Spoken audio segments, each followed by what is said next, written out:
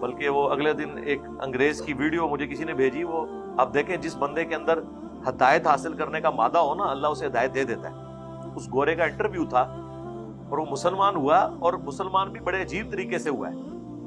وہ یعنی یہاں تو لوگ پیروں فقیروں کی وجہ سے بعض اوقات شیطانی طور پہ کوئی نفع ہو جائے تو پکے ہی اسی سسٹم کا حصہ بن جاتے ہیں، لیکن گورا دیکھیں اپنی عقل استعمال کرتا ہے۔ وہ کہتا ہے جی میں کافر تھا، کرسچن تھا، مجھے کسی مسلمان نے ایک تعویذ دیا اور اس نے کہا کہ اسے اپنی جیب میں رکھ لو، تمہیں کبھی پولیس نہیں پکڑے گی، جو مرضی تم کرتے رہو۔ اچھا ابھی معاملہ یہاں ختم نہیں ہوا۔ وہ کہتا ہے جی ایک بار میں نے قانون توڑا، مجھے پولیس نے پکڑ لیا، انہوں نے میری پوری تلاشی لی اور میری جیب میں سے وہ تعویذ نکلا۔ وہ کہتا ہے جس پولیس والے نے وہ تعویذ پکڑ کے ہاتھ میں رکھا نا، تو اس کے ہاتھ میں اتنی اس کو تکلیف ہوئی، آگ لگنا شروع ہو گئی، اس نے فوراً پھینک دیا، اس نے کہا جا جا تم چھوڑ دیتا۔ وہاں بھی سپرسٹیشس لوگ موجود ہیں نا، یعنی پریکٹیکلی چیک بھی ہو گیا، اور ایک دفعہ نہیں کہتا، 2 دفعہ اس طرح ہوا میرے ساتھ۔ آپ تو پکا اسے مشرک بننا چاہیے تھا نا۔ کہتا بعد میں کبھی میری کسی مسلمان کے ساتھ ڈسکشن ہوئی تو اس نے کہا بھی اسلام تو اس طرح کی، پھر وہ کہتا تعویذ کو جب میں نے کھولا وہ سارے وہ جادو والے تعویذ تھے،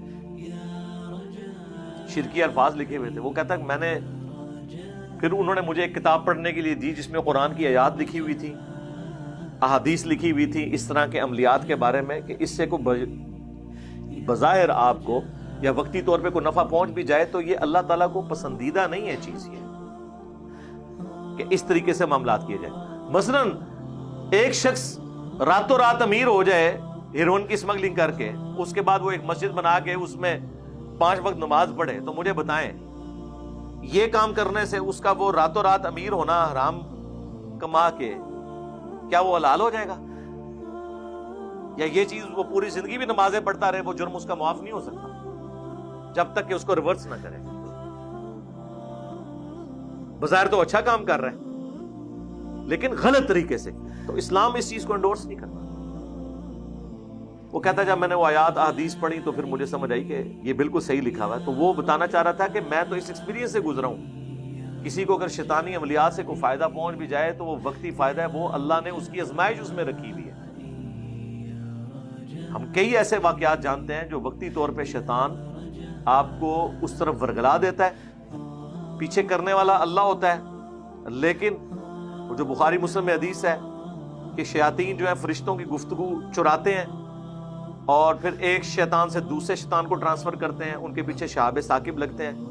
بعض اوقات کوئی ایک جملہ نیچے کسی نجومی تک پہنچ جاتا ہے، وہ اس میں غلط ملت ملا کے تو اس کو سپریڈ کر دیتا ہے۔ میں نے پہلے بھی ایک دفعہ یہ واقعہ سنایا تھا، ہمارے اپنے قریبی جاننے والوں میں ایک بندے کی اولاد نہیں ہو رہی تھی، اس کو باقاعدہ خواب آئی، وہ دوسرے ملک میں تھا کہ بھئی پاکستان جاؤ، فلاں مزار پہ حاضری دو، تمہیں اللہ تعالیٰ اولاد دے دے گا۔ وہ اسپیشل آیا پاکستان اسی کام کے لیے۔ آگے سے اس کی خوش قسمتی کہ وہ آیا جب اس سے اگلے دن میرے درس میں آ گیا، ابھی دربار تک پہنچا نہیں تھا وہ۔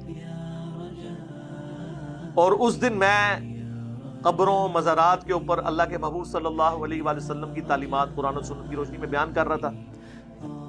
وہ آیا ہفتے کے لیے، ہفتے بعد جب واپس جانے لگا تو اس نے مجھے بتایا کہ جی میں تو اس کام کے لیے آیا تھا، لیکن وہ آپ کا درس سننے کے بعد نا میں تو اس چکر میں پڑھوں گا ہی نہیں، اولاد ہونی ہے ہو نہیں ہونی یہ تو اللہ کے فیصلے ہیں۔ سورہ شورا میں اینڈ پہ آتا ہے نا، اللہ جسے چاہتا ہے بیٹے دیتا ہے، جسے چاہتا ہے بیٹیاں دیتا ہے، جسے چاہتا ہے دونوں دیتا ہے، جسے چاہتا ہے بے اولاد رکھتا ہے۔ رسول اللہ کی ساری بیویاں بے اولاد ہیں نا، سوائے حضرت خدیجہ کے یا ماریہ قبطیہ سے ایک ابراہیم پیدا ہوئے، تو کیا باقی عورتوں کی خواہش نہیں تھی کہ ان کی اولاد ہوتی؟ یہاں کتنے پیر ہیں جن کے اپنے بچے بے اولاد ہیں اور لوگوں کو وہ اولاد ہونے کے تعویذ لکھ کے دے رہے ہوتے ہیں۔ اس طریقے سے ہوتا ہے۔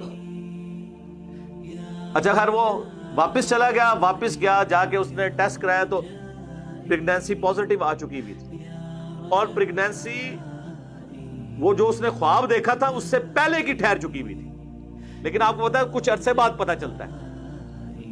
تو شیطان کو تو یہ پتا چل گیا کہ یہ اس کی بیوی پریگننٹ ہو چکی ہے، وہ ایک بابے کے کھاتے میں اسے ڈالنے لگا تھا۔ اب ماشاءاللہ 10-12 سال کا اس کا بیٹا بھی ہے وہی والا۔ اب بات یہ ہے کہ اس طرح کے کئی واقعات ہوتے ہیں کرنے والا اللہ ہوتا ہے, بابے کے کھاتے میں ڈال جاتے ہیں. بس آپ نے وضو نہیں توڑنا, آزمائش کے وقت کے اندر اپنے آپ کو ثابت قدم رکھنا. دوسری تو ہم تو کہتے ہیں نا یا اللہ اگر رسول اللہ کے زمانے میں ہوتے تو ہم قدموں سے لپٹ جاتے ہیں, ٹھیک ہے جی, جان دے دیتے حضور کے لیے. یہاں ایمان دے دیتے ہیں اور حضور علیہ السلام کے جو عقائد اور نظریات ہیں ان کی حفاظت نہیں کر سکتے, تو نبی کی حفاظت کہاں سے انہوں نے کرنی تھی؟ اگر رسول اللہ کی تعلیمات کی حفاظت نہیں کر سکتے, کتنے کتنے موحدین دیکھے ہیں 2-4 سال وہ صبر کرتے ہیں, پھر کہیں نہ کہیں ان کی وہ یا تو سانس پکڑ کے گھسیٹ کے اس عورت کو کسی مزار پہ لے جاتی ہے, جب کام نزدیک لگا ہوتا ہے اور وہ مزار کے کھاتے میں ڈال جاتا ہے. یار یہ اگر کچھ کر سکتے ہوتے پاکستان کی بجلی پوری کر دیتے. اور سب سے بڑھ کے میں ان کو تو نہیں کہتا, میں اپنے لیے کہتا ہوں کہ میں اگر کوئی بابا اور بزرگ ہوں اور میں نگاہ مار کے کچھ کر سکتا ہوں تو میری بزرگی کے اوپر لعنت ہو کہ میں زندہ ہوں اور نبی علیہ السلام کے بارے میں گستاخانہ ویڈیوز یوٹیوب کے اوپر رکھی ہوئی ہوں, فیس بک کے اوپر رکھی ہوئی ہوں, میں نگاہ مار کے ڈیلیٹ کر دوں. کہتے ہیں نا ہر علاقے میں بزرگ کی ڈیوٹی ہوتی ہے, ڈیوٹیاں پوری کر رہے ہیں بزرگ. تو پھر اس سارے کا غصہ نکالنے کے لیے اگر ہم ایک چھوٹا سا جملہ بول دیں کہ بابے دے شاہ ہی کوئی نہیں, تو غصہ نہیں کھانا چاہیے. پہلے تو ہم کہتے تھے قرآن و سنت کے مقابلے میں کوئی شے نہیں ہے, اب تو میں کہتا ہوں کہ یوٹیوب اور گستاخانہ کارٹون بنانے والوں کے مقابلے میں بھی کوئی شے نہیں نکلے. کیا کر لیا انہوں نے؟ کچھ بھی نہیں کر سکے نہ. کہتے نہیں جی حکم ربی ہوتا ہے. اچھا حکم ربی ہے کہ کارٹون بنن تے تسی خاموش رہو, اے اللہ دا حکم ہے. اور اے حکم ربی ہے کہ لوگاں دی گڈیاں نو تے موٹر سائیکلاں نو اگ لاؤ. کسی عاشق رسول نے اپنی گڈی نو تے کدے آگ نہیں لائی, اپنے موٹر بائک کو تو کبھی نہیں جلایا. لوگوں کی گاڑیاں اور ATM مشینیں لوٹنا, یہ عشق رسول ہو گیا؟ اللہ بھی نہیں کر رہا. اللہ نے کیوں کرنا ہے؟ اللہ نے بندے کی ڈیوٹی لگائی ہوئی ہے. اللہ نے پیغمبر کیوں بھیجے ہیں؟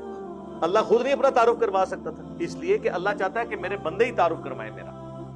پیغمبروں کے جانے کے بعد پیغمبروں کے ماننے والوں نے اس کام کو کرنا ہوتا ہے. اللہ نے آپ کسی میں لگایا ہوا ہے, آپ کہہ رہے ہیں اللہ کرے.